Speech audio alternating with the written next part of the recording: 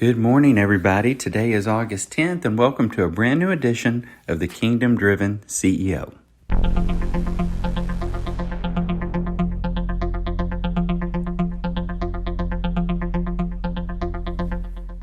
So today on the Kingdom Driven CEO, we're going to take a little different path. I just had a remarkable experience as the coach of the Tulsa National Little League team that represented Oklahoma in the Little League World Series regional down in Waco, Texas. And I apologize for not getting our podcast done last Saturday, which is usually my goal every Saturday morning, but it was so intense preparing for these games. I just did not have a second.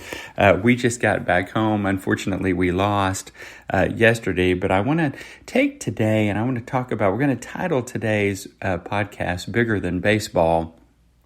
And I want to talk about how we can transcend differences today. And I want to tell you a story about a young man that has gone viral named Isaiah Jarvis. So let me give you just a little bit of backstory.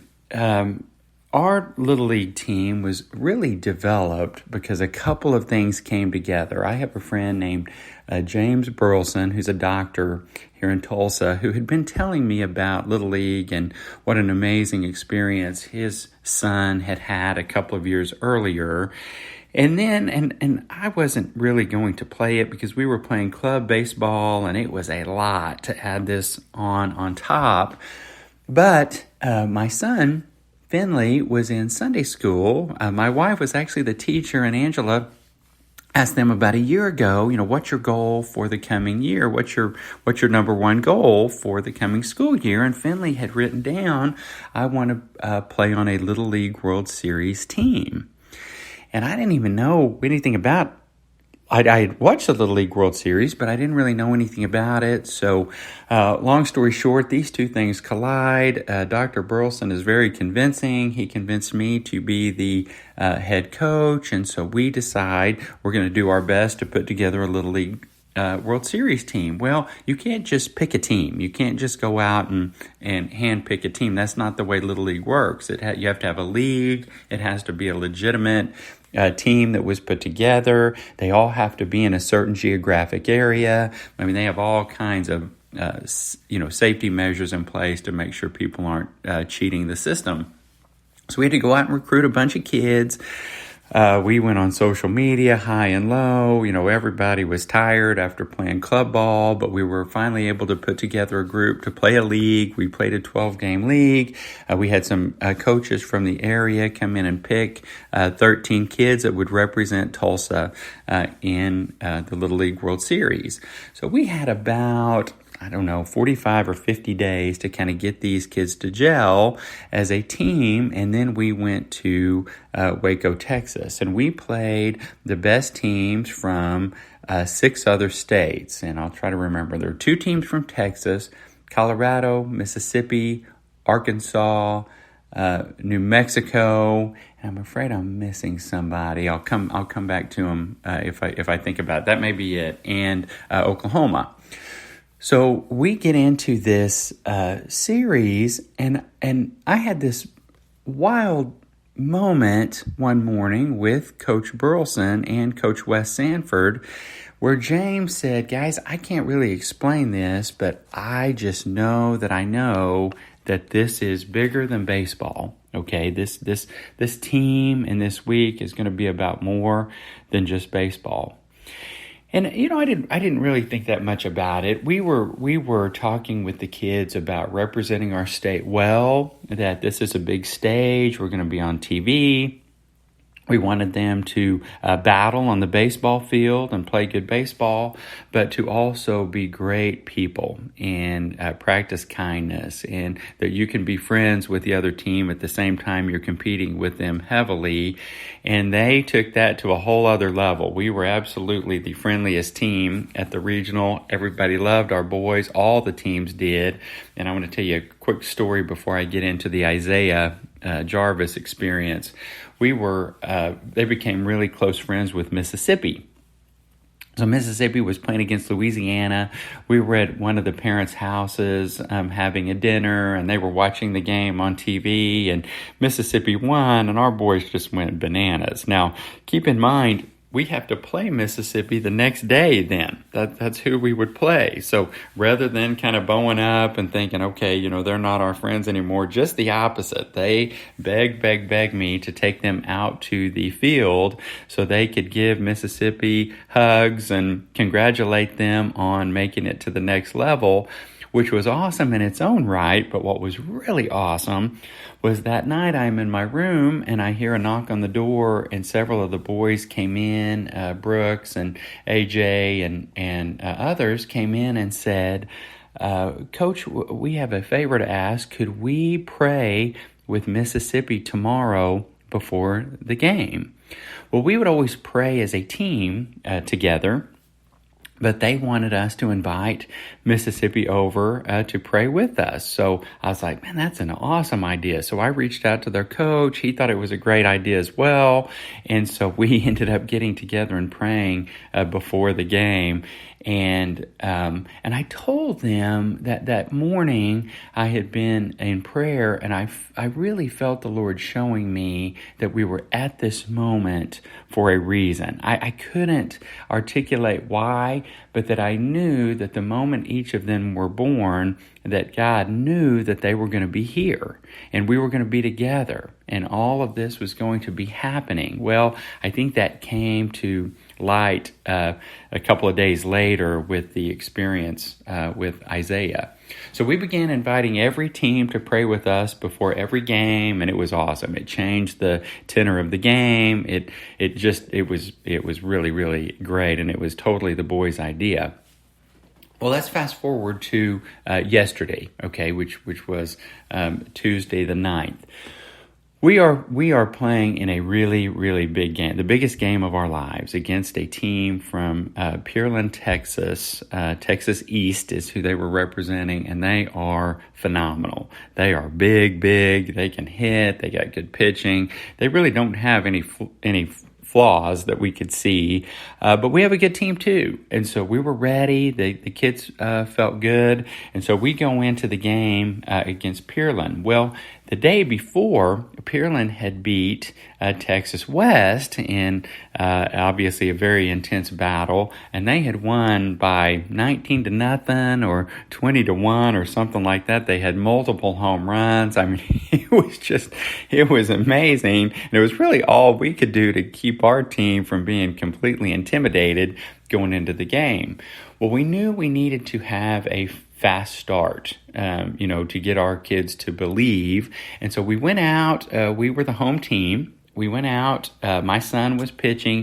He really did an amazing job. We had a couple of errors that weren't really normal for us. They were just so nervous being on ESPN, and this was the finals to see who went to Williamsport. So understandably, they were real nervous. And so they got up 3-0. And then we got back up to hit, and we were battling back. We had scored 2 runs, and Isaiah Jarvis was up to bat. Well, Isaiah has remarkable parents, and he is a remarkable young man. He is the peacemaker. He is a friend to all. Last night, my son and I were talking about it, and he said, Dad, we call him Zay. He said, Zay loves everybody, and everybody loves Zay. He doesn't pick and choose. Everybody is his friend, which is pretty amazing. So Zay is up to bat, and their pitcher, Caden, they called him Bubs, and Bubs is pitching and throws a curveball, and it doesn't break. And so Zay thinks it's going to break, but it doesn't, and so it hits him in the helmet. We didn't know it was the helmet. We were afraid it was actually below the helmet and hit him in the head or the face, but it knocks his helmet off. He falls to the ground, and the game goes by the wayside. We don't care what the score is. We don't care what the count is. We run down there, all of us, and we're just so afraid. It was a hard pitch, looked like it hit him in the side of the head. It was super, super scary moment. Well, it became pretty obvious quickly that he was going to be okay. The medical team came out from Baylor. They checked him out. He started talking to us. They did a concussion protocol. And remarkably, after a few minutes, he is able to get up and walk down to first base. Well, that is remarkable enough, but what was really remarkable is what has gone viral. So on his own, without any prompting from anybody, he notices that Bubs, Caden, the pitcher, cannot stop crying. And he is just despondent. I mean, he feels so bad because these two were friends. Bubs had just been in our rooms the night before. He was hilarious and they were playing around. And so they were good friends and he didn't want to hurt his friend. It was completely an accident.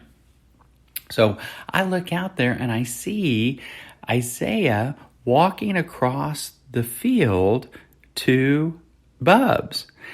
And he walks up there and gives him a big hug, and I can't hardly get through this part without crying. He gives him a big hug and says, "Hey, it's okay, man. I'm okay. Shake it off. Let's play ball. I know you didn't mean to do it. It's all good." And Bubs just keeps saying, "I'm so sorry.